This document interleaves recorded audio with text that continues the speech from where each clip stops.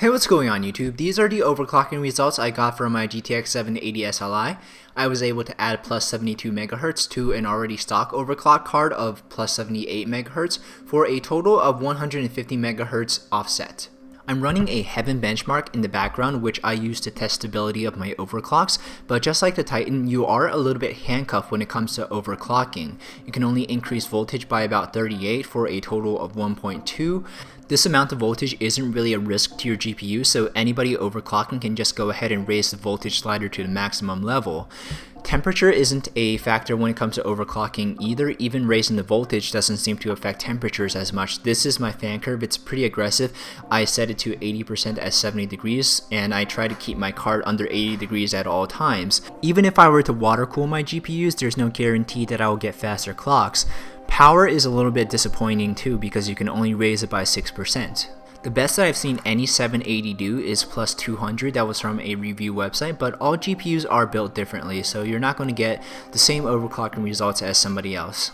So the answer as to why this is my maximum overclock is that I've quite simply reached the maximum operating frequency of my GPU. I've tried to go plus 85 and I crashed about 4 scenes in. I tried to go plus 80. I got a little bit farther, but I think plus 72 is the most I'm willing to push my GPU. So this overclock gives me these numbers over the stock clocks.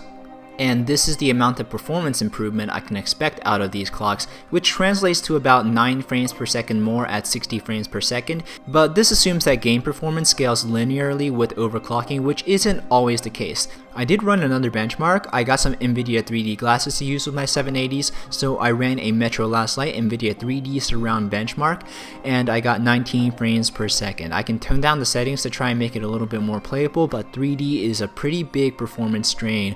I'm not concerned about video RAM usage because I've tried Battlefield 3 3D surround and I topped out at about 2 gigs, so I should be okay. Borderlands 2 does require quite a bit of video RAM, but the faster clock speed and the overall better performance of the graphics card should more than compensate, and I won't have to worry about bottlenecking that much. But anyways guys, thank you so much for watching. Let me know if you have any questions, and I'll see you next video.